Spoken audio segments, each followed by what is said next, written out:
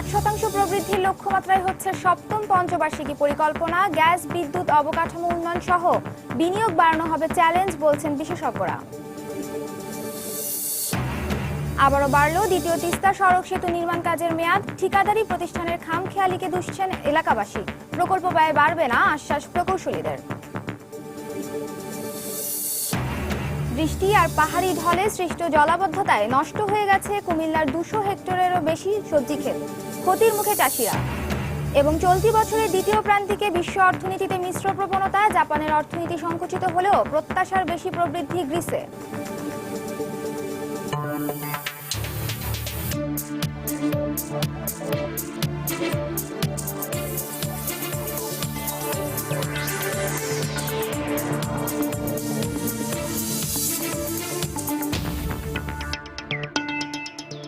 দেখছিলেন শিরোনাম। আমন্ত্রণ জানাচ্ছি দেশ ও দেশের বাইরের অর্থ বাণিজ্যের নানা খবর নিয়ে আমাদের নিয়মিত আয়োজন এ সময় বাণিজ্যে। আর আপনাদের সঙ্গে আছি আমি নাজিয়া শাকুর। দর্শক, অর্থ বাণিজ্যের অন্যান্য খবরের সঙ্গে আজ আমরা আলোচনা করব সপ্তম পঞ্চবার্ষিকী পরিকল্পনা সহ দেশের বর্তমান অর্থনৈতিক পরিস্থিতি নিয়ে। আর এ নিয়ে কথা বলতে আজ আমাদের স্টুডিওতে উপস্থিত হয়েছেন বিআইডিএস এর গবেষক ডক্টর মঞ্জুর হোসেন। ডক্টর মঞ্জুর হোসেন, আপনাকে সময় স্টুডিওতে স্বাগত জানাচ্ছি। ধন্যবাদ। আপনার সঙ্গে আলোচনায় যাব, তবে এই সংক্রান্ত একটি রিপোর্ট দেখে নিচ্ছি। 2020 সালে দেশের জিডিপি প্রবৃদ্ধি হবে 8%। এমন হিসেব কষে করা হচ্ছে সপ্তম পঞ্চবার্ষিক পরিকল্পনা। যদিও ষষ্ঠ পঞ্চবার্ষিক পরিকল্পনায় গড় প্রবৃদ্ধির লক্ষ্যমাত্রা 7.3% ধরা হলেও অর্জন হয়েছে 6.3। কিন্তু পরিকল্পনা কমিশন বলছে আগামী 5 বছরে লক্ষ্যমাত্রা অর্জন করা সম্ভব হবে। অন্যদিকে বিশ্লেষকরা মনে করছেন গ্যাস, বিদ্যুৎ, অবকাঠামো উন্নয়ন সহ বড় প্রকল্পগুলো শেষ করে বিনিয়োগ বাড়ানো হবে চ্যালেঞ্জ। সানভি রুপলের রিপোর্ট। স্বল্প মেয়াদে পরিকল্পনার অংশ হিসেবে স্বাধীনতার পর থেকে 2015 পর্যন্ত 6টি পঞ্চবার্ষিক পরিকল্পনা শেষ হয়েছে। তবে পরিসংখ্যান বলছে 1973 সাল থেকে শুরু হওয়া 5 বছর মেয়াদের এই পরিকল্পনায় কখনোই প্রবৃদ্ধির কাঙ্ক্ষিত লক্ষ্যে পৌঁছানো যায়নি। লক্ষ্যমাত্রা পূরণ না হলেও প্রবৃদ্ধি বাড়ার গতি থেমে থাকেনি। 6টি পরিকল্পনায় গড় প্রবৃদ্ধি বেড়েছে 2.3%। এমন অবস্থায় 2016 থেকে 2020 মেয়াদে 5 বছরের জন্য সপ্তম পঞ্চবার্ষিক পরিকল্পনায় গড় প্রবৃদ্ধি ধরা হচ্ছে 7.4%। 2016-তে 7% থেকে শুরু হয়ে লক্ষ্যমাত্রা 2020 সালে 8% অর্জন। এই প্রবৃদ্ধি অর্জন বাস্তবসম্মত, সময়োপযোগী উল্লেখ করে পরিকল্পনা কমিশন বলছে লক্ষ্যমাত্রা পূরণ, বিনিয়োগ বাড়ানো সহ সব রকম দিক নির্দেশনা দেওয়া হয়েছে পরিকল্পনায়। বিদ্যুৎ যথেষ্ট পরিমাণ সরবরাহ দেওয়া হচ্ছে। আমাদের অবকাঠামো খাতেও আমরা অনেকগুলো বড় বড় প্রকল্প শেষ হয়ে যাবে। এগুলো আমাদের প্রবৃদ্ধিকে কিছুটা উল্লম্ফন দেবে। একটি অনুকূল পরিবেশ বিনিয়োগের এখন বাংলাদেশে বিরাজ করছে। সুদের হার কমে আসছে। তো সব মিলিয়ে এখন বিনিয়োগ অবশ্যই উজ্জীবিত হবে। বিশ্লেষকরা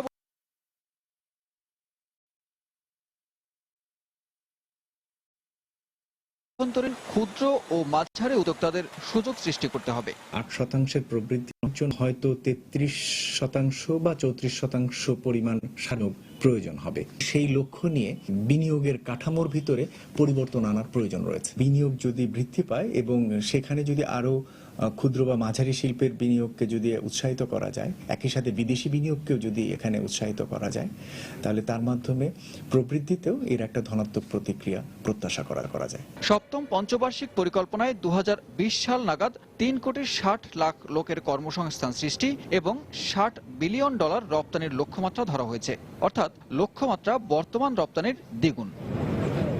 সানবির রুপল, সময় সংবাদ, ঢাকা।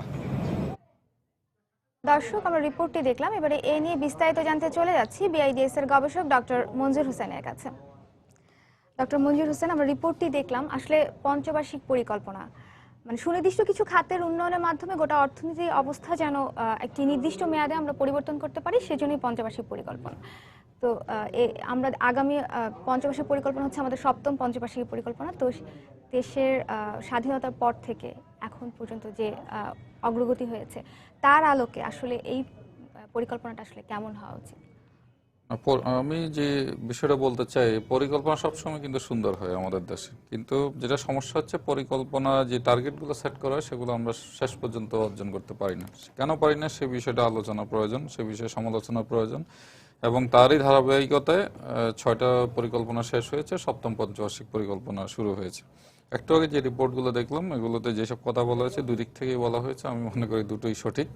একটা হচ্ছে পরিকল্পনায় 7ম পঞ্চবার্ষিক পরিকল্পনায় যে ধরনের দেশের আর্থসামাজিক কাঠামোতে বা অর্থনৈতিক কাঠামোতে যেসব সমস্যা রয়েছে সেগুলোকে অ্যাড্রেস করা হয়েছে এবং সেগুলোর অনুযায়ী যেসব মেজার নেওয়ার কথা সেগুলোও বলা আছে, যাতে করে বিনিয়োগ বাড়ে, প্রবৃদ্ধি বাড়ে, রপ্তানি বাড়ে, সেই জিনিসগুলোও আসছে।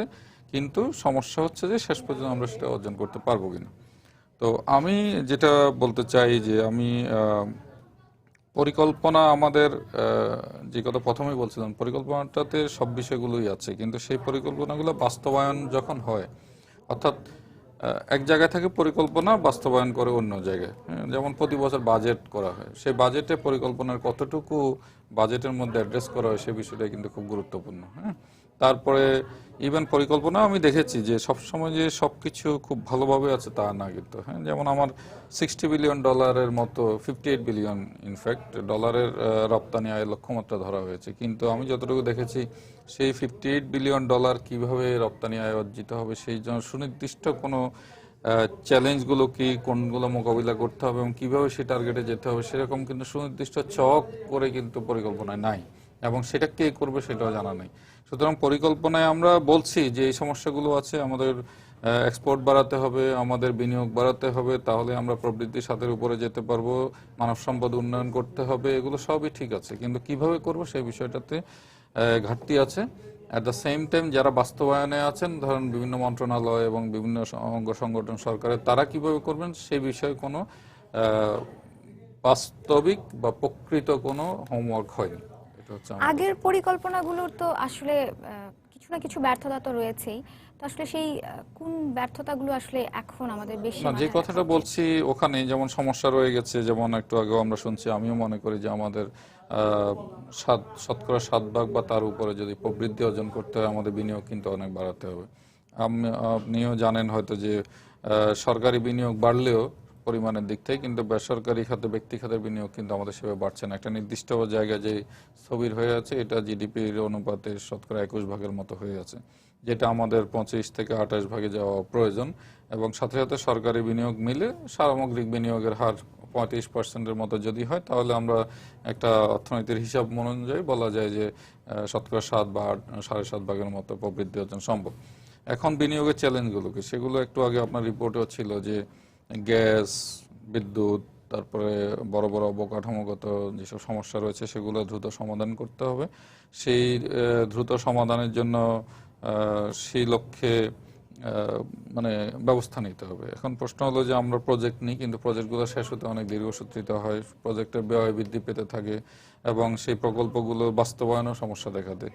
যেমন প্রতি বছর বাজেটে দেখা যায় যে বার্ষিক উন্নয়ন কর্মসূচির জন্য যেই বরাদ্দ হয় সেটা দেখা যায় যে বছরের প্রায় শেষ 9 মাস পরেও দেখা যায় তার খুব অল্প সংখ্যক বাস্তবায়িত হয়েছে, 30-40 ভাগ, এরপরে যে খুব দ্রুত বাস্তবায়ন হয়। সেই এই ধরনের কালচার থেকে আমরা বেরিয়ে আসতে চাই, সেটা এখনো সম্ভব হয়নি। যে কারণেই হোক এই জিনিসটা থেকে বের হয়ে আসতে হবে, কারণ হচ্ছে দ্রুত সময় কাজ করলে সেটা গুণগত মান নিয়ে সমস্যা দেখা দেয়। সেগুলো হচ্ছে ছোট ছোট প্রকল্পের ক্ষেত্রে, কিন্তু বড় প্রকল্পগুলো দেখুন যে 4 লেন ঢাকা চট্টগ্রাম, তারপর ঢাকা ময়মনসিংহ, এগুলো কিন্তু এখনো শেষ হয়নি, অনেকদিন চলছে। পদ্মা সেতুর ব্যয় কিন্তু বেড়েই চলছে প্রতি বছর। সুতরাং এগুলো কিন্তু অর্থের অপচয় হচ্ছে। সুতরাং ওই জায়গাগুলোতেও খুব ভালোভাবে নজর দিতে হবে। আর যেটা আমি বলতে চাই যে পরিকল্পনা হচ্ছে ভালো, কিন্তু পরিকল্পনায় খুব স্পেসিফিক্যালি টার্গেট থাকা উচিত এবং টার্গেটগুলো অ্যাচিভ করার জন্য যেসব চ্যালেঞ্জ, যেসব প্রতিবন্ধকতা আছে সেগুলো আইডেন্টিফাই করা উচিত এবং সেই অনুযায়ী কাজ করা উচিত। এবং পরিকল্পনা অনুযায়ী বাজেটে প্রতি বছর সেটাকে প্রায়োরিটি দিতে হবে। যেমন আমি একটা উদাহরণ দিই, মানব সম্পদ উন্নয়নকে বলা হচ্ছে 7ম পঞ্চবার্ষিক পরিকল্পনার অনেকটা থিম বলা হচ্ছে, যে এবং এটা আমি মনে করি সঠিক। যেসব দেশ মানব সম্পদে বেশি বিনিয়োগ করেছে মানব সম্পদ উন্নয়নের জন্য, তারাই কিন্তু খুব দ্রুত উন্নয়নের দিকে চলে গেছে, সিঙ্গাপুর বা অন্যান্য দেশে। তো এখন মানব সম্পদ উন্নয়ন করতে হলে কি করতে হবে? আমাদেরকে শিক্ষা খাতে অবশ্যই বরাদ্দ বাড়াতে হবে। একদিকে বরাদ্দ বাড়াতে হবে যাতে ইনভেস্টমেন্ট হয় ওই খাতে, এট দ্য সেম টাইম সেখানে কোয়ালিটি, গুণগত মান বৃদ্ধি করতে হবে। অথচ গত 3-4 বছর আমরা দেখছি যে রিলেটিভ সেন্সে দেখি যে শিক্ষা খাতে কিন্তু বরাদ্দের পরিমাণ বাজেটে কমেই আসছে। এখন আমরা মানব সম্পদ উন্নয়ন বাড়াতে চাই, আমাদের জনসংখ্যা বেশি, তাহলে আমাদের বরাদ্দ কম দিলে তো হবে না। আমাদের বরাদ্দ বাড়াতে হবে, এট দ্য সেম টাইম আমাদেরকে তার গুণগত মান নিশ্চিত করার দিকে মনোযোগী হতে হবে।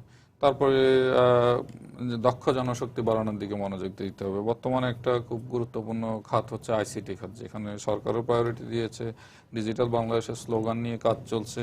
কিন্তু সমস্যা হচ্ছে যে আইসিটি খাতের আমার যে ইনফ্রাস্ট্রাকচারগুলো দরকার আছে, যেমন আইটি পার্ক, যেমন হাইটেক পার্ক, এগুলো কিন্তু দীর্ঘসূত্রিতে কিন্তু আজকে 10-15 বছর যাবত এগুলো কাজ চলছে, কিন্তু শেষ হচ্ছে না।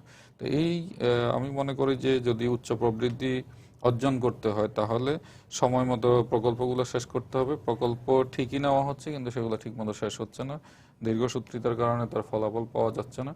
অ্যাট দ্য সেম টাইম কিছু কিছু ক্ষেত্রে আমাদেরকে টার্গেটটাকে খুব স্পেসিফিক্যালি আইডেন্টিফাই করে সেই চ্যালেঞ্জগুলো মোকাবিলা করে সেই অনুযায়ী ব্যবস্থা আমরা নিতে হবে। আমাদের আপনি বলছিলেন যে বিনিয়োগকে অনেক বেশি গুরুত্ব দেওয়ার কথা, কিন্তু সেই অনুযায়ী প্রত্যাশিত বিনিয়োগ তো আমাদের দেশে হচ্ছে না। সরকারি বা বেসরকারি বা বিদেশি বিনিয়োগ, যেটা আমরা আমাদের প্রতিবেশী দেশগুলোতেও দেখছি, এশিয়ার দেশগুলোতে বেশ বিদেশি বিনিয়োগ হচ্ছে, সেটা বাংলাদেশে হচ্ছে না। বলছিলেন যে গ্যাস বিদ্যুতের সমস্যা, আরো কি কি মনে হতে পারে যে আমাদের আমলাতান্ত্রিক জটিলতা? বিনিয়োগের আরো অনেকগুলো সমস্যা আছে। একটা হচ্ছে যদি আপনি বৈদেশিক বিনিয়োগ বলেন, সরকারি বিনিয়োগ হচ্ছে টাকার অঙ্কে কিন্তু খরচ হচ্ছে। এখানে 7 ভাগের মতো আমরা অর্জন করেছি প্রবৃদ্ধি, কিন্তু কথা হলো যে টাকার অঙ্কে শুধু খরচ হলেই তো আমি রেশিও দিয়ে একটা ম্যাথমেটিক্যালি বা একটা হিসাব দেখালেই হলো না। আমাকে যেটা করতে হবে যে এই বিনিয়োগের গুণগত মানটা সঠিক হচ্ছে কিনা, বিনিয়োগটা সঠিক জায়গায় যাচ্ছে কিনা, তার গুণগত মান সঠিক আছে কিনা, জনগণ সেটার থেকে সুফল পাচ্ছে কিনা, এটা হচ্ছে একদিকে।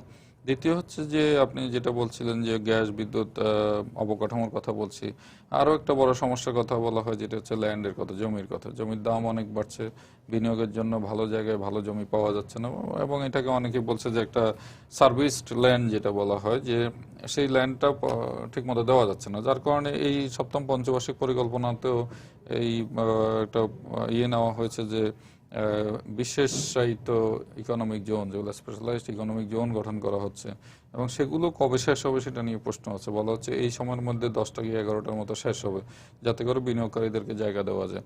সেই কাজগুলো সঠিকভাবে শেষ করতে হবে। এখন কথা হলো যে যারা বাস্তবায়নে আছেন তাদেরকে মূল দায়িত্বটা নিতে হবে এবং তাদেরকে মোটিভেট করতে হবে সরকারের পক্ষ থেকে যে এই কাজগুলো সময় মতো শেষ করতে হবে। না হলে কিন্তু সরকার যে প্রতিজ্ঞাটা করছে, যে প্ল্যানিং ডকুমেন্টে যে কথাটা বলছে আমি এই প্রবৃদ্ধি অর্জন করতে চাই, সেটা তো হবে না। কারণ সরকারের যে ফাংশনারিজগুলো আছে সবাইকে মিলে এটাকে একটা চ্যালেঞ্জ হিসেবে নিতে হবে যে আমার এই কাজগুলো করার কথা বলা আছে, এগুলো আমি সময় মতো শেষ করব। আমার হচ্ছে এটাই কথা। আমরা কি এমন কিছু করতে পারি কিনা যে আমাদের কিছু সেক্টরে বিদেশি বিনিয়োগকারীদের জন্য ওপেন করে দিতে পারি কিনা, যে ওই খাতে ওনারা বিনিয়োগ করলে আমরা হয়তো বা ওনাদেরকে সে ধরনের বিনিয়োগের জন্য বিদেশি বিনিয়োগ দরকার আছে, কিন্তু কথা হলো যে আমরা তো দেশীয় বিনিয়োগও বাড়াতে পারছি না। আমি ওটা নিয়ে খুব বেশি অরিড না যে বিদেশি বিনিয়োগ আসছে না। বিদেশি বিনিয়োগ আসার জন্য বেশ কিছু বিষয়ের দরকার আছে, যেগুলো সেটেল করা অত সহজ না, ওভারনাইট করতে পারবেন। যেমন একটা সুশাসনের ব্যাপার আছে, সেই জিনিসটাতে সমস্যা আছে। রাজনৈতিক অস্থিরতার একটা বিষয় আছে, সেগুলো দেখলে বিদেশিরা এমনিতেই আসে না। তারপরেও আমি বলবো যেমন কোরিয়ান ইপিজেড নিয়ে সমস্যা আছে, সেটা একটা ব্যাড সিগন্যাল দিচ্ছে কিন্তু ইন্টারন্যাশনাল মার্কেটে, যে বাংলাদেশে বিনিয়োগের পরিস্থিতি ভালো না। তাদেরকে জায়গা দিয়েও সেটা নিয়ে অনেক জটিলতা তৈরি হয়েছে। তারপরে সেক্টর ওপেন করাটা আমি ঢালাওভাবে সমর্থন করি না। কিছু কিছু ক্ষেত্রে আমাদের বিনিয়োগকারীরা যেখানে ভালো করছে তাদেরকে সেই সুযোগটা দেওয়া উচিত। হ্যাঁ, সেই জন্য যে বিনিয়োগ থমকে আছে তা না। আমি যেটা বলছি মূল সমস্যাগুলো বিনিয়োগকারীদের আছে, কিছুটা তো ধরেন রাজনৈতিক বলছি, কিছুটা আছে আরেকটি বিষয় চলে আসছে, ব্যাংকের উচ্চ সুদ দেশি বিনিয়োগকারীদের যেটা নিরুৎসাহিত করে। আচ্ছা, সেই জন্য এখন কিছুটা বিদেশ থেকেও ঋণ নেওয়ার সুযোগ করে দিয়েছে স্বল্প পরিমাণে, সেই জায়গাগুলো তো আছেই। তো সে ছাড়াও যেটা যে জমির অভাব অপ্রতুলতা আছে, সঠিক জমিটা তাদেরকে চাওয়া মতো দেওয়া যাচ্ছে না। আবার বিদেশি বিনিয়োগকারীদের কিছু অযাচিত চাওয়াও আছে, যেগুলো যেমন কিছু মানে এইসব দেশে গরিব দেশে আসি যে আচ্ছা এটাই পেতে হবে, এরকম একটা মেন্টালিটি আছে। সুতরাং আমাদের সব জায়গায় যে কম্প্রোমাইজ করতে হবে তা নয়। আমাদের দেশের ব্যবসায়ীরাও এখন ভালো বিনিয়োগ করতে পারে, কিন্তু তারাও কিন্তু সঠিকভাবে বিনিয়োগে এগিয়ে আসছে না। এর অর্থ আমি আবার এটা বলছি না যে বিদেশি বিনিয়োগ লাগবে না, বিদেশি বিনিয়োগেরও দরকার আছে। এট দ্য সেম টাইম আপনি যদি দেশীয় বিনিয়োগ ভালো হয়, অবকাঠামোগত উন্নয়ন যদি আমরা করতে পারি, আমরা যদি সুশাসনের মিনিমাম অংশটুকু যদি নিশ্চিত করতে পারি, তাহলে বিদেশি বিনিয়োগ এমনিতেই আসবে। কারণ তারা তো দেখবে প্রফিট কিভাবে ম্যাক্সিমাইজ করবে, তাই না? তারা যদি দেখে যে তাদের এই দেশে বিনিয়োগ করে সে প্রফিট করতে পারছে, তাহলে তার অসুবিধার কোনো কারণ নেই। আমাদের বেশ একটা ধারাবাহিকভাবেই আমরা আসলে প্রবৃদ্ধিটা অর্জন করছি এবং সেই গতিটাও বেশ গতিশীলই বলা যায়।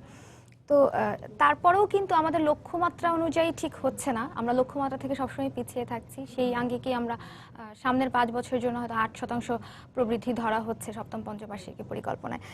এখন যেহেতু আমরা আগের বারই লক্ষ্যমাত্রা অর্জন হয়নি। করতে পারিনি, তো সেই ক্ষেত্রে আসলে 8% প্রবৃদ্ধি লক্ষ্যমাত্রা অর্জন করা আসলে কতটা সম্ভব, আর এবং এটি একটি বিষয়। এবং এর সঙ্গে আরেকটি বিষয় হচ্ছে যে অনেকেরই দ্বিমত আছে যে আমাদের যে এখন 6% বা 6.5%-এর কাছাকাছি যে প্রবৃদ্ধিটা হচ্ছে সেটা আসলে কাগজে কলমে হচ্ছে, দেশের অর্থনৈতিক উন্নয়নের দিক থেকে আসলে এই প্রবৃদ্ধিটার সাথে আসলে ঠিক সামঞ্জস্য নেই। আপনি এটার সাথে আসলে কতটা একমত? এটা একটা জটিল প্রশ্ন, যেহেতু আমি নিজে অনেকেই বলেন, কিন্তু যেহেতু আমরা নিজেরা এই প্রবৃদ্ধি ক্যালকুলেট করি না, সুতরাং এই ব্যাপারে বলাটা একটু ডিফিকাল্ট। কিন্তু সামগ্রিক অবস্থা দেখে মনে হয় যে হয়তোবা কিছু এরর থাকতে পারে, সেটা অন্য জিনিস। তো যে বিষয়টা গুরুত্বপূর্ণ, আপনি বলছিলেন যে আমরা যে টার্গেট ধরি সেই টার্গেটটা ফুলফিল করা সম্ভব কিনা। আমি বলতে চাই যে টার্গেট একটু বড় ধরাই ভালো। আপনি যদি টার্গেটই লো করেন, তাহলে সেটা অর্জন করতে গেলে হয়তো দেখা যায় আপনার এফোর্টটা আরো লো হয়ে যাবে, ফলে আপনি ওইটুকু যাবেন না। এখন টার্গেট যদি আমরা 8 ধরি, আর এই সপ্তম পঞ্চবার্ষিকের সময় এই 5 বছরে যদি আমরা 7 বা 7.5 করেও নিতে পারি, আমি মনে করি it will B a great achievement দেশের জন্য। 8% প্রবৃদ্ধি অর্জন করা কিন্তু যেমন তেমন কথা না। আপনার চায়না এক সময় করেছে, ভারত কিছুদিন ছিল, কিন্তু এরপরে কিন্তু আবার নেমে গেছে। ওই প্রবৃদ্ধি ভারত কিন্তু 8-9% করেই কিন্তু এমন হয়নি যে তারা ডেভেলপড কান্ট্রি হয়ে যেতে পারেনি। প্রবৃদ্ধির সুফলটা সবার কাছে যাতে পৌঁছে, সেই জিনিসটাও ইম্পর্টেন্ট। একদিকে প্রবৃদ্ধি হবে, আরেকদিকে যেটা আমরা বলে অসাম্যতা বা ইনইকুয়ালিটি বাড়তে থাকবে, সেটা হলে কিন্তু ঠিক প্রবৃদ্ধির সুফলটা সবার কাছে যাবে না। যদিও আমাদের দেশ মতো দেশে, উন্নয়নশীল দেশে প্রবৃদ্ধি বাড়ানোটাই আমি মনে হয় যে একটা বড় টার্গেট, এই কারণে যে প্রবৃদ্ধির সুফলটা কিছু না কিছু ভাবে বিভিন্ন ক্ষেত্রে বিভিন্ন লোকের কাছে বা বিভিন্ন গোষ্ঠীর কাছে পৌঁছাবে। তো সেই দিক থেকে চিন্তা করলে যেটা হয় যে আমরা যদি 6 বা 6.5 যে গত দশকে যে অর্জন করলাম, 6-এর কাছাকাছি, এটা কিন্তু আমাদের জন্য কম না। আমাদের দেশে আপনি চারিদিকে দেখলেই বোঝা যাচ্ছে যে জনগণের পারচেজিং পাওয়ার বেড়েছে, আগের চেয়ে আয় যেটা বললাম, আয় বেড়েছে, বা বিভিন্ন জন বিভিন্ন কিছু না কিছু করে খাচ্ছে, এবং সেই অবস্থাটা আগের চেয়ে খারাপ না। শিক্ষার হার বেড়েছে, দারিদ্র হার কমছে, সুতরাং ওই দিক থেকে আমাদের অ্যাচিভমেন্ট একেবারে খারাপ না। প্রবৃদ্ধির হারের কিছুটা তারতম্য থাকবে, কারণাকারে দ্বিমত থাকবে, সেটা দিয়ে যে খুব বেশি আমরা এই ডিবেট করে যে খুব বেশি দূর যেতে পারবো তা না। আমাদের উচিত হবে, যেটা এখন একটু আগেও আমি বলছিলাম, প্রবৃদ্ধি অর্জনের জন্য যে টার্গেটটা আছে সেটার জন্য সরকারের একটা একটা স্ট্রং উইল থাকা প্রয়োজন, মানে যেটাকে বলে যে ডিটারমিনেশন। এবং সেই জন্য সরকারের যে ফাংশনারিজগুলো আছে, বিভিন্ন মন্ত্রণালয়, প্রতিষ্ঠান, তাদেরকে আরো অনেক বেশি সিরিয়াস হতে হবে। এবং সিরিয়াস না হলে বিষয়গুলো সেভাবে হবে না। এর কারণ হচ্ছে যে প্রকল্প বাস্তবায়নে যে দীর্ঘতি দেখা যায়, যে সমস্যাগুলো দেখা যায়, সেগুলো কিন্তু সঠিকভাবে পালন করার জন্য সেই মন্ত্রণালয়ের কর্মকর্তারাই থাকেন, বা প্রজেক্ট ডিরেক্টর যিনি হন তারা থাকেন, তাদেরকে কিভাবে ম্যানেজ করা হবে সেটা সরকারের উচ্চ পর্যায়ে থেকে ম্যানেজ করা হয়। এই জিনিসগুলো থাকলে, এবং যদি দুর্নীতি, অপচয় এগুলো যদি কমানো সম্ভব হয়, সেক্ষেত্রে প্রবৃদ্ধির হার আরও বাড়া অবশ্যই সম্ভব। আর সেই জন্য সবচেয়ে বেশি মনোযোগ দিতে হবে বেসরকারি বিনিয়োগের দিকে। আপনি একটু আগে বলছিলেন যে উচ্চ সুদের হার, এটার সাথে কি, এটা তো সরকারের, আমরা দুই দিকে কথা বলছি, গ্রোথ বা ফিসকাল সাইড একটা আছে, একটা হচ্ছে মনিটারি সাইড আছে, যেটা কেন্দ্রীয় ব্যাংক এবং ব্যাংকিং সেক্টর নিয়ে কাজ। এখন বাংলাদেশে এতগুলো ব্যাংক, প্রায় 56টি মতো ব্যাংক আছে, এখানে যে সুদের হার এখন কিছুটা কমে আসছে, কিছুদিন আগেও যা ছিল তাকে রেশনাল বলা যায় না। কি কারণ হচ্ছে যে আপনি এত বেশি হারে সুদ দিয়ে আপনি ইনভেস্টমেন্ট করে, ইনভেস্টমেন্ট রিটার্ন আপনি কত পেতে পারেন, তাই না? তাহলে তার মানে কি, আপনার ইনভেস্টমেন্টের কোয়ালিটি খারাপ হচ্ছে। এই সুদের হার বেশি হওয়ার পিছনে কারণ কি? কিছুটা কারণ আমি বলবো যে, এক হচ্ছে যে মাঝখানে কিছু ফিনান্সিয়াল ইরেগুলারিটিস, স্ক্যাম ঘটে গেছে, যার কারণে একটা ব্যাংকিং সেক্টরে একটা কিছুটা অস্থিরতা তৈরি হয়েছে। সেই জিনিসগুলো আস্থাহীনতা তৈরি হয়েছে। এটা যেমন সত্য, তেমনি বাংলাদেশ ব্যাংকের যে মনিটারি পলিসি আছে, সেখানেও কিছুটা আমি মনে করি দুর্বলতা আছে। তারা ইনফ্লেশন কমানোর জন্য যে মানিটারি একটা টাইটেনিং অবস্থায় রেখেছে, সেটার ফলে কিছুটা প্রাইভেট ক্রেডিট গ্রোথ কমেছে। বর্তমানে প্রায় 13% মতো প্রাইভেট ক্রেডিট গ্রোথ দেখা যাচ্ছে। এখন এই গত বছর বা তার আগের বছর 10 ভাগ 11 ভাগ ছিল, এটা সর্বনিম্ন ছিল বলা যায় বাংলাদেশের ইতিহাসে গত 10-20 বছরের মধ্যে। তাহলে এত কম লোন নিয়ে, তার মানে লোনের ডিসবার্সমেন্ট হচ্ছে অনেক কম, তাহলে আপনি ইনভেস্টমেন্টটা কোথায় হবে? এখন লোন অনেকেই বলছেন যে না, এই লোন ডিসবার্সমেন্ট কম হওয়ার কারণ হচ্ছে আসলে সামগ্রিক বিনিয়োগ পরিস্থিতি খারাপ। তা হলেও আমি বলবো যে তার অর্থ এই না যে বাংলাদেশে, আমি দেখেছি 90-এর দশকের লোন পোর্টফোলিও অ্যানালিসিস করে দেখেছি অন্য জায়গায়, তখনও কিন্তু এত খারাপ ছিল না লোন ডিসবার্সমেন্ট। এখন আপনি যদি ব্যাংকগুলোকে স্ট্রিক্ট একটা নির্দেশনা দেন যে তুমি এর বাইরে কিন্তু বেশি লোন দিতে পারবে না বা এরকম দেখতে হবে, এরকম করতে হবে, তাহলে কিন্তু প্রকৃত বিনিয়োগকারীরা অনেক ক্ষেত্রে কিন্তু ডিপ্রাইভড হয়। হ্যাঁ, সেটা একটা দিক আছে। আরেকটা দিক আছে যে, যেটা বললাম যে কিছু রাজনৈতিক অস্থিরতা চলছে একটা সময়, বিনিয়োগকারীরা কিছু আস্থাহীনতায় ভুগছেন, সেই আস্থার জায়গাটা কিন্তু তৈরি করতে হবে, না হলে বিনিয়োগ বাড়বে কিভাবে? সুতরাং একদিকে যেমন আমাদের যে পরিকল্পনা নেওয়া হচ্ছে সেটা বাস্তবায়নের কিছু দিক আছে, ফর্মুলা বেসড কিছু কাজ আছে, অন্যদিকে আছে দেশের বাণিজ্যিক অর্থনৈতিক বিনিয়োগের পরিস্থিতি এবং বিনিয়োগকারীদের আস্থার পরিবেশটা তৈরি করার জন্য সরকারকে বিশেষ করে রাজনীতিবিদদেরকে কাজ করতে হবে। আপনার কি মনে হয় স্যার যে আমরা 21 সালের মধ্যে যে আমরা মধ্যম আয়ের দেশে পরিণত হতে যাচ্ছি, সেজন্য আমাদের যেসব বিষয়ে উন্নতি করার দরকার, তার কিছু সেই বিষয়গুলোর ব্যাপারে আসলে আমাদের এই আগামী পঞ্চবার্ষিক পরিকল্পনা আমরা আসলে তো কাজ অলরেডি করা উচিত? মধ্যম আয়ে পৌঁছে গেছি, নিম্ন মধ্যম আয় আয়ের দিক থেকে চিন্তা করে কিন্তু আমরা ওই জায়গায় পৌঁছে গেছি। ওয়ার্ল্ড ব্যাংক তো ইতিমধ্যে সেটা আমরা এখন নিম্ন মধ্যম আয় আছি, হয়তো মধ্যম আয় যাবো, তারপর উচ্চ মধ্যম আয় বা উচ্চ আয়, সেটা হচ্ছে এক জিনিস। আরেকটা হচ্ছে যে আমরা কি এই যে এলডিসি যেটা বলে লিস্ট ডেভেলপ কান্ট্রি, স্বল্পোন্নত দেশের ক্যাটাগরি থেকে বের হবো কবে, সেটার জন্য আমাদের কিছু সোশ্যাল ইন্ডিকেটরের ডেভেলপমেন্ট প্রয়োজন আছে। সেই জায়গাটাতে আমাদের এখন মনোযোগ দেওয়া প্রয়োজন। আয়ের দিক থেকে কিন্তু আমরা একটা লেভেল পার হয়ে গেছি। হ্যাঁ, তো সেই জায়গাটাতেই ওই যে সোশ্যাল ইন্ডিকেটরের জন্য সেগুলো পঞ্চবার্ষিক পরিকল্পনার মধ্যে আছে, কিন্তু এখন চ্যালেঞ্জটা হচ্ছে বাস্তবায়নের, সঠিকভাবে বাস্তবায়িত হবে কিনা সেই বিষয়ের উপরে নির্ভর করছে আমরা স্বল্পোন্নত দেশের স্ট্যাটাস থেকে বের হতে পারবো কিনা।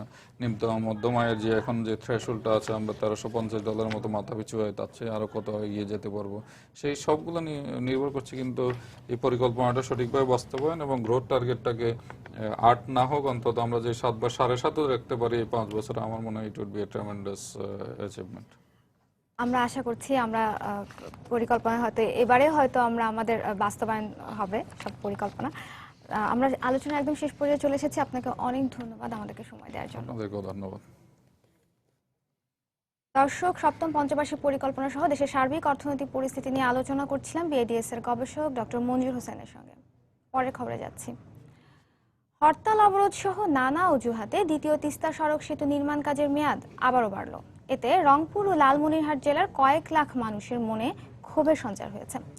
এলাকাবাসী বলছেন, ঠিকাদারি প্রতিষ্ঠান এবং নির্মাণ তদারকি সংস্থার খামখেয়ালির কারণেই দুর্ভোগ বাড়ছে। ঠিকাদার প্রতিষ্ঠান বিলম্বের কথা স্বীকার করে বর্ধিত সময়ের মধ্যেই কাজ শেষ করার আশ্বাস দেন। শাকিল মাহমুদের ক্যামেরায় মানিক সরকারের রিপোর্ট।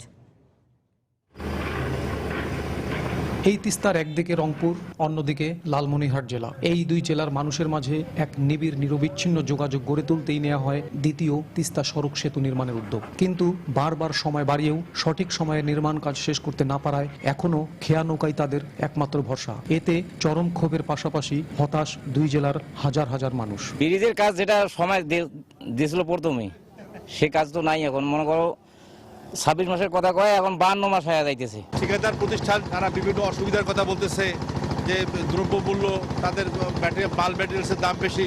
এই সেতু নির্মিত হলে পাল্টে যাবে এখানকার শিক্ষা, চিকিৎসা, ব্যবসা বাণিজ্য ছাড়াও আর্থসামাজিক ও অর্থনৈতিক চিত্র। ব্রিজটা কমপ্লিট হলে লোকজন খুব সহজেই রংপুর চলাচল যাতায়াত ব্যবস্থা খুব ভালো হবে। যারা নদী পারাপার করছে তাদের সবার ইচ্ছা যে এইটা ব্রিজ যেন তাড়াতাড়ি কমপ্লিট করা হোক। ব্রিজটা দ্রুত হলে আমরা গাড়ি পারাপার স্বাচ্ছন্দ্য পারাপার করতে পারবো। তবে ঠিকাদার প্রতিষ্ঠান বিগত দিনের হরতাল অবরোধের কারণে বিলম্বের কথা স্বীকার করে বর্ধিত এ সময়ের মধ্যেই কাজ শেষ হবার কথা জানান। লোকাল রাস্তাঘাটের কিছু সমস্যা থাকার কারণেও বাজার উচ্ছেদের কিছু বিষয় ছিল, আর নদীর কিছুটা সমস্যা আছে। নদীতে হঠাৎ অনেক ফ্লাড চলে আসার কারণে নদীর মধ্যেকার কাজগুলো বিঘ্নিত হয়েছে। 85টা গাটার আছে, তার মধ্যে 11টা হয়ে গেছে, 5টা আমরা বসায় ফেলেছি এবং এটা আপনার প্রতি 15-20 দিনের মধ্যে এক একটা স্প্যান কাজ শেষ হয়ে যাবে। নির্মাণ কাজ তদারককারী প্রকৌশলী বলছেন ইতোমধ্যে প্রকল্পের 65% কাজ শেষ হয়েছে, আর এ কাজে সময় ক্ষেপণ হলেও প্রকল্পের ব্যয় বৃদ্ধি পাবে না। 2014 সালের জুন পর্যন্ত এটার ব্রিজের নির্মাণকাল ধরা ছিল, কিন্তু সংযোগ সড়ক না থাকায় মালামাল পরিবহনে কিছুটা বিঘ্ন ঘটে, যার ফলে সংযোগ সড়ক প্রস্তুত করে এই ব্রিজের কাজ শুরু করতে হয়। সে কারণে নির্ধারিত সময় এটা সমাপ্ত করা সম্ভব হয় নাই। 850 মিটার দৈর্ঘ্য এবং 9.6 মিটার প্রস্থের এই সেতুটি নির্মাণে ব্যয় ধরা হয়েছে 121 কোটি 65 লাখ টাকা। মানিক সরকার, সময় সংবাদ, রংপুর। ভবনের নিরাপত্তা ও কর্মপরিবেশ পরিদর্শনের নামে কারখানার মালিক এবং শ্রমিকদের হয়রানি না করার নির্দেশ দিয়েছেন শ্রম প্রতিমন্ত্রী। রোববার আন্তর্জাতিক শ্রম সংস্থা ILOর উদ্যোগে এক প্রশিক্ষণ কর্মসূচির উদ্বোধনকালে কারখানা পরিদর্শকদের এই নির্দেশ দেন। কর্মসূচিতে 4টি ব্যাচে 40 জন করে মোট 160 জন পরিদর্শককে শ্রম আইন, ভবন, অগ্নি নির্বাপন ব্যবস্থা ও পেশাগত নিরাপত্তা বিষয়ে প্রশিক্ষণ দেওয়া হবে। অনুষ্ঠানে ILOর আবাসিক প্রতিনিধি শ্রীনিবাসন বলেন, এ ধরনের উদ্যোগের মাধ্যমে বাংলাদেশের পোশাক খাত বিশ্ব ক্রেতাদের আস্থা অর্জন করবে। এ সময় শ্রম প্রতিমন্ত্রী জানান, বর্তমানে 23 জেলায় শ্রম অফিস কাজ করছে। কয়েক বছরের মধ্যেই সবগুলো জেলাতে অফিস চালু করা হবে।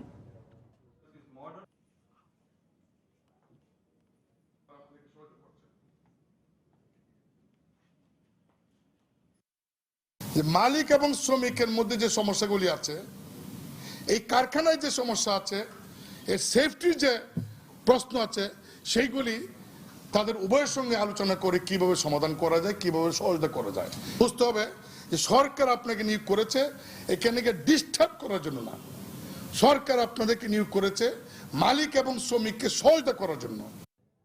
অবিরাম বৃষ্টি আর পাহাড়ি ঢলে জলাবদ্ধতায় কুমিল্লার 5টি উপজেলার 215 হেক্টর ক্ষেতের সবজি নষ্ট হয়ে গেছে। এতে লাখ লাখ টাকা ক্ষতির মুখে পড়েছেন সবজি চাষিরা। এ অবস্থায় কৃষকদের সহায়তায় ক্ষতিগ্রস্তদের তালিকা করে ইতিমধ্যেই মন্ত্রণালয়ে পাঠানো হয়েছে বলে জানিয়েছে কৃষি বিভাগ। কুমিল্লা প্রতিনিধি বাহার রায়হানের তথ্য ছবি নিয়ে ডেস্ক রিপোর্ট।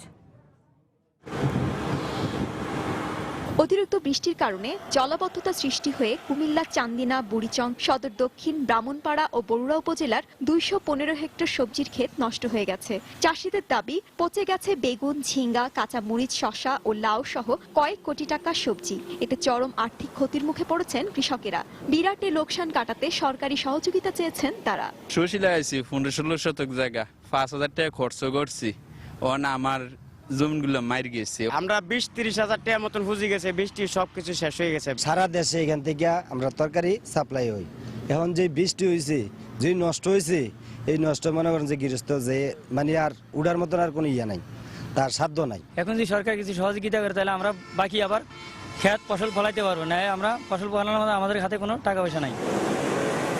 তবে ইতিমধ্যে ক্ষতিগ্রস্ত কৃষকদের তালিকা করে মন্ত্রণালয়ে পাঠানো হয়েছে বলে জানিয়েছেন কৃষি সম্প্রসারণ অধিদপ্তরের কর্মকর্তা। ক্ষতিগ্রস্ত কৃষকদেরকে আমরা আগাম শীতকালীন সবজি করার জন্য উদ্বুদ্ধ করছি এবং বিভিন্ন রকমভাবে তাদেরকে পরামর্শ, প্রশিক্ষণ দিচ্ছি এবং এই ব্যাপারে আমরা মন্ত্রণালয়ে প্রতিবেদনও দাখিল করেছি।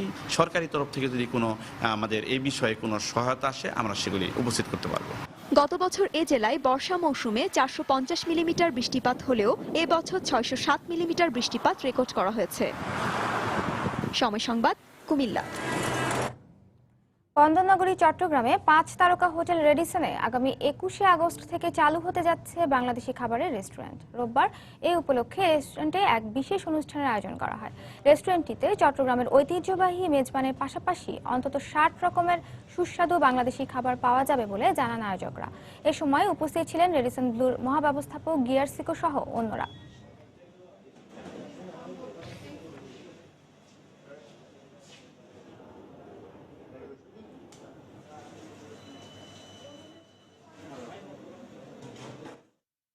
খুলনায় এলিফ্যান্ট ব্র্যান্ড সিমেন্টের দক্ষিণবঙ্গের ডিলারদের নিয়ে বাজার সম্প্রসারণ সভা অনুষ্ঠিত হয়েছে। রোববার সেনা কল্যাণ সংস্থার হোটেল টাইগার গার্ডেন ইন্টারন্যাশনালে এই সভার আয়োজন করা হয়। অনুষ্ঠানে সেনা কল্যাণ সংস্থার বিপণন বিভাগের মহাপরিচালক air commodore SM Shahnewaz, NDC PSC Mongla cement factory উপমহাপরিচালক কর্নেল ABM মিজানুর রহমান সহ অন্যান্য ঊর্ধ্বতন কর্মকর্তা উপস্থিত ছিলেন।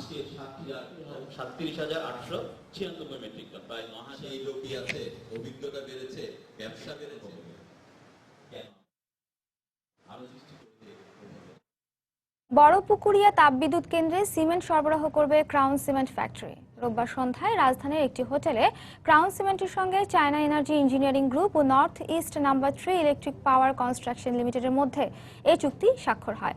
ক্রাউন সিমেন্টের পক্ষে সেলস অ্যান্ড মার্কেটিং বিভাগের জিএম শাহিদুর রহমান এবং চীনা প্রতিষ্ঠানের পক্ষে deputy product manager Xiao Yong চুক্তিতে স্বাক্ষর করেন। এ সময় উভয় কোম্পানির ঊর্ধ্বতন কর্মকর্তারা উপস্থিত ছিলেন।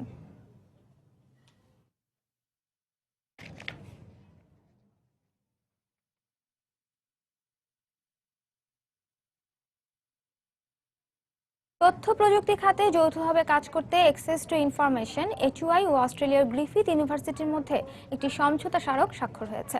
রোববার বিকেলে প্রধানমন্ত্রীর কার্যালয়ের SSF প্রেস ব্রিফিং কক্ষে HUI এর প্রকল্প পরিচালক কবির বিন আনোয়ার ও গ্রিফিথ বিশ্ববিদ্যালয়ের প্রভাষক ডক্টর ডেভিড ট্যাফলে সমঝোতা স্মারকে স্বাক্ষর করেন। এর মাধ্যমে বাংলাদেশে তথ্য প্রযুক্তি ও উদ্ভাবন নিয়ে গবেষণা প্রোগ্রামের উপর অস্ট্রেলিয়ার মাস্টার্স ও ডিপ্লোমা ডিগ্রি প্রদান করা হবে।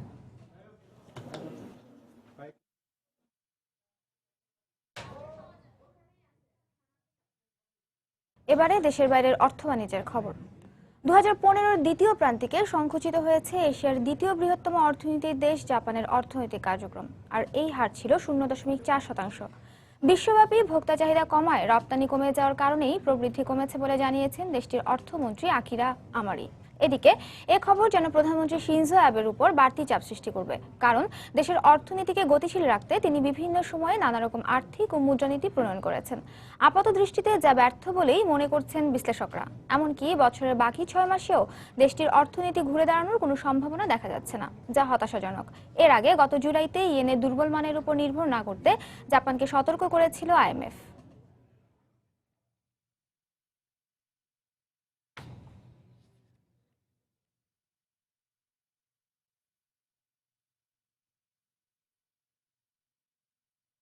এদিকে বছরের দ্বিতীয় প্রান্তিকে ইউরোজোনের সবচেয়ে দুর্বল অর্থনীতির দেশ গ্রিসের অর্থনীতি সম্প্রসারিত হয়েছে 0.8%, যা প্রত্যাশার চেয়েও বেশি। নানা কারণে বছরের প্রথম 3 মাসে নেতিবাচক প্রবৃদ্ধি হয়েছিল দেশটিতে, কিন্তু জুলাইতে দাতা গোষ্ঠীর সঙ্গে চুক্তি হওয়ার কারণে অনিশ্চয়তা দূর হওয়ায় দ্বিতীয় প্রান্তিকে আবারও প্রবৃদ্ধির ধারায় ফিরেছে দেশটি। গ্রিসের ন্যাশনাল ব্যাংক বলছে ভোক্তা ব্যয়, শিল্প উৎপাদন ও পর্যটক আসার হারের উপর দেশটির অর্থনীতি সম্প্রসারণের বিষয়টি নির্ভর করে। এদিকে নতুন বেইল আউট চুক্তি গ্রিসের অবস্থা পরিবর্তনে খুব একটা কার্যকর ভূমিকা রাখবে না বলে মন্তব্য করেছেন দেশটির সাবেক অর্থমন্ত্রী ইয়ানিস ভারুফাকিস।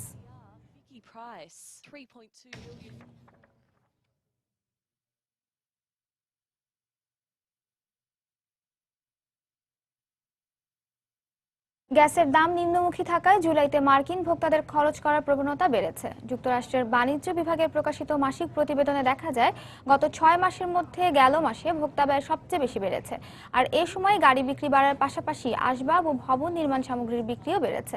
শুধু তাই নয়, রেস্টুরেন্ট ব্যবসায়ীরাও এই সময় চুটিয়ে ব্যবসা করেছেন।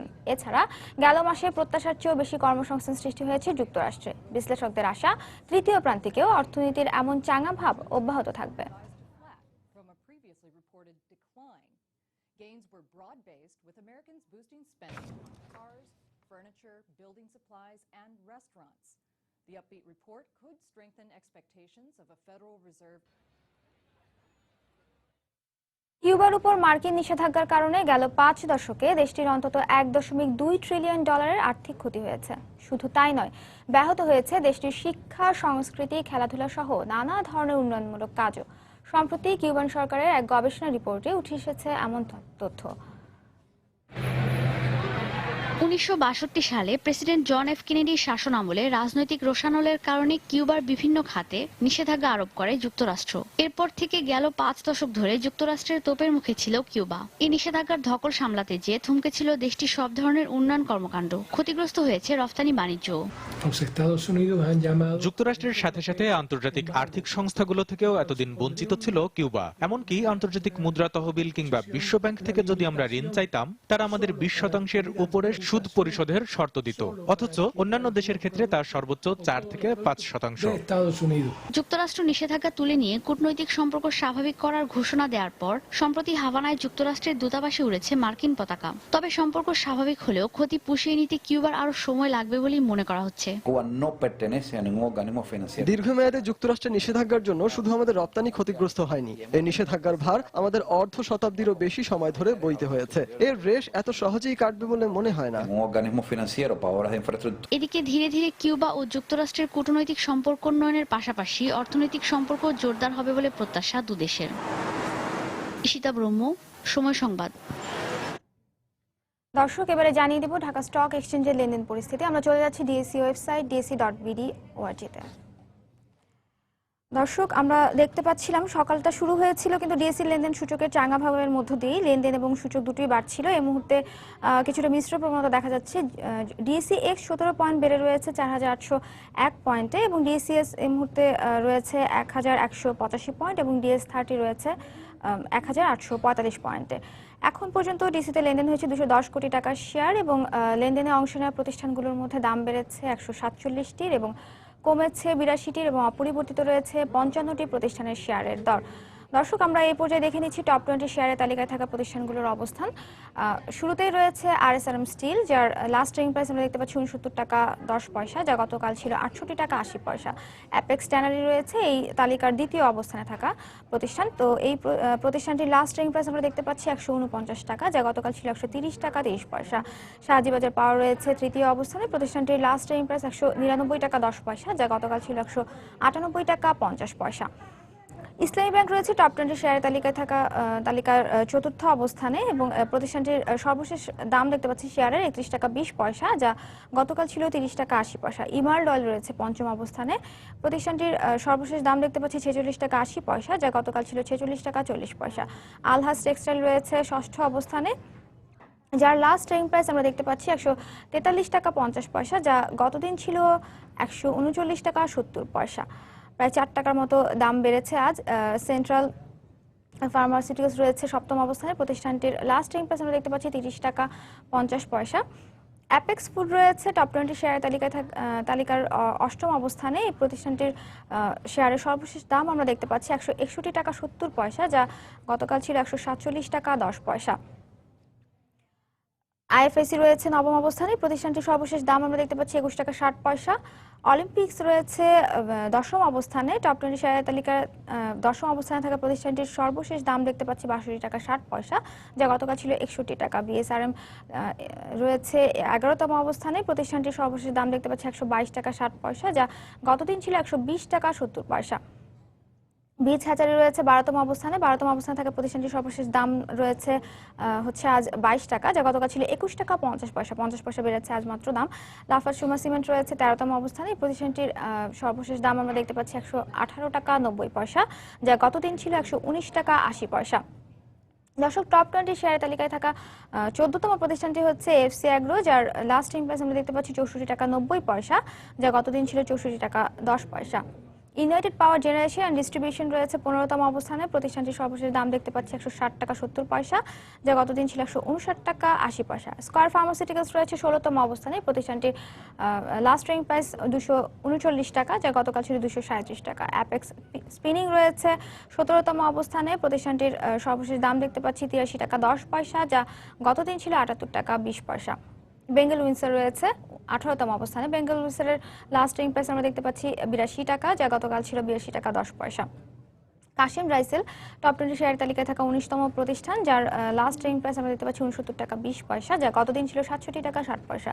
ফার কেমিক্যাল টপ 20 শেয়ারের তালিকায় থাকা সর্বশেষ প্রতিষ্ঠান, এই প্রতিষ্ঠানটির লাস্ট ট্রেডিং প্রাইস রয়েছে 55 টাকা 40 পয়সা, যা গতকাল ছিল 55 টাকা 10 পয়সা। দর্শক, ডিএস30 তালিকায় থাকা প্রতিষ্ঠানগুলোর অবস্থান এক নজরে একটু দেখে নিচ্ছি। শুরুতেই রয়েছে এসিআই, এসিআইয়ের সর্বশেষ দাম 564 টাকা, যা গতকাল ছিল 562 টাকা 20 পয়সা। আফতাব অটো রয়েছে এই তালিকার দ্বিতীয় অবস্থানে, টপ 30 তালিকার ডিএস30 তালিকার দ্বিতীয় অবস্থানে থাকা প্রতিষ্ঠানটির সর্বশেষ দাম আমরা দেখতে পাচ্ছি 61 টাকা 80 পয়সা, যা গতদিন ছিল 61 টাকা 90 পয়সা। ডিএস30 তৃতীয় অবস্থানে থাকা প্রতিষ্ঠানটি হচ্ছে বিএটিবিসি, বিআইটিবিসি পরেই আমরা দেখতে পাচ্ছি ডিএস30 রয়েছে বেক্সিমকোর সর্বশেষ দাম 32 টাকা 10 পয়সা, যা গতদিন ছিল 32 টাকা 20 পয়সা। ডিএস30 তালিকার পঞ্চম অবস্থানে থাকা প্রতিষ্ঠানটি হচ্ছে ব্র্যাক ব্যাংকের লাস্ট ট্রেডিং প্রাইস 38 টাকা 30 পয়সা, যা গতদিন ছিল 37 টাকা 90 পয়সা। বাংলাদেশ সাবমেরিন কেবল কোম্পানি রয়েছে এই তালিকার ষষ্ঠ অবস্থানে। এই প্রতিষ্ঠানটির সর্বশেষ দাম আমরা দেখতে পাচ্ছি 135 টাকা 50 পয়সা, যা গতদিন ছিল 135 টাকা। বিএসআরএমএল স্টিল রয়েছে ডিএস30 তালিকার সপ্তম অবস্থানে। এই প্রতিষ্ঠানটির সর্বশেষ দাম 87 টাকা 10 পয়সা, যা গতদিন ছিল 87 টাকা 70 পয়সা। দর্শক, ডিএস30 তালিকার অষ্টম অবস্থানে থাকা প্রতিষ্ঠানটি হচ্ছে বেক্সিমকো ফার্মা, যার লাস্ট ট্রেডিং প্রাইস 66 টাকা 30 পয়সা, যা গতদিন ছিল 66 টাকা 20 পয়সা। ডেল্টা লাইফ রয়েছে নবম অবস্থানে। দশম অবস্থানে রয়েছে গ্রামীণ ফোনের লাস্ট ট্রেডিং প্রাইস আমরা দেখতে পাচ্ছি 315 টাকা, যা গতদিন ছিল 316 টাকা। এরপরেই রয়েছে হাইডেলবার্গ সিমেন্ট 11তম অবস্থানে। 12তম অবস্থানে রয়েছে আইডিএলসি। 13তম অবস্থানে টপ 20 প্রতিষ্ঠান হচ্ছে ইসলামী ব্যাংকের পরে 14তম অবস্থানে রয়েছে যমুনা অয়েলের লাস্ট ট্রেডিং প্রাইস আমরা দেখতে পাচ্ছি 207 টাকা 20 পয়সা, যা গতদিন ছিল 206 টাকা 20 পয়সা। লাফার্জ সিমেন্ট রয়েছে এই তালিকার 15তম অবস্থানে। 16তম অবস্থানে রয়েছে মেঘনা পেট্রোলিয়াম। এছাড়া ন্যাশনাল ব্যাংক ডিএস30 তালিকায় আমরা দেখতে পাচ্ছি যে 17তম অবস্থানে রয়েছে, যার লাস্ট ট্রেডিং প্রাইস 11 টাকা 10 পয়সা। অলিম্পিক রয়েছে 18তম অবস্থানে এবং 19তম অবস্থানে রয়েছে ওরিয়ন ফার্মা এবং ডিএস30 তালিকার 20তম অবস্থানে রয়েছে পদ্মাওয়েলের লাস্ট ট্রেডিং প্রাইস হচ্ছে 249 টাকা 90 পয়সা। দর্শক, আমরা সূচকের অবস্থা আরেকটু দেখে নিচ্ছি। সূচক আমরা দেখছিলাম যে সকালবেলা সূচক বাড়ছিল, কিন্তু আবার এখন এই মুহূর্তে মিশ্র প্রবণতা দেখা দিচ্ছে। তো ডিএসইএক্স 17 পয়েন্ট বেড়ে দাঁড়িয়েছে 4801 পয়েন্ট। এখন পর্যন্ত লেনদেন হয়েছে 210 কোটি টাকার শেয়ার এবং লেনদেনে অংশ নেওয়া প্রতিষ্ঠানগুলোর মধ্যে আমরা দেখতে পাচ্ছি এখন পর্যন্ত দাম বেড়েছে 147টির, কমেছে 82টির এবং অপরিবর্তিত রয়েছে 55টি প্রতিষ্ঠানের শেয়ারের দর। দর্শক, এই ছিল আমার কাছে থাকা ডিএসইর সর্বশেষ খবর। আবারও জানিয়ে দিচ্ছি এই সময় বাণিজ্যের শিরোনামগুলো। 8% প্রবৃদ্ধির লক্ষ্যমাত্রায় হচ্ছে সপ্তম পঞ্চবার্ষিক পরিকল্পনা। গ্যাস, বিদ্যুৎ অবকাঠামো উন্নয়ন সহ বিনিয়োগ বাড়ানো হবে চ্যালেঞ্জ, বলছেন বিশেষজ্ঞরা। আবারও বাড়ল দ্বিতীয় তিস্তা সড়ক সেতু নির্মাণ কাজের মেয়াদ। ঠিকাদারি প্রতিষ্ঠানের খামখেয়ালিকে দুষছেন এলাকাবাসী। প্রকল্প ব্যয় বাড়বে না, আশ্বাস প্রকৌশলীদের। বৃষ্টি আর পাহাড়ি ঢলে সৃষ্ট জলাবদ্ধতায় নষ্ট হয়ে গেছে কুমিল্লার 200 হেক্টরের বেশি সবজি ক্ষেত, ক্ষতির মুখে চাষিরা। এবং চলতি বছরের দ্বিতীয় প্রান্তিকে বিশ্ব অর্থনীতিতে মিশ্র প্রবণতা। জাপানের অর্থনীতি সংকুচিত হলেও প্রত্যাশার বেশি প্রবৃদ্ধি গ্রিসে। এই ছিল এই সময় বাণিজ্যে। যে কোনো খবর পেতে ভিজিট করুন সময়নিউজ.tv। সঙ্গে থাকুন সময়ের।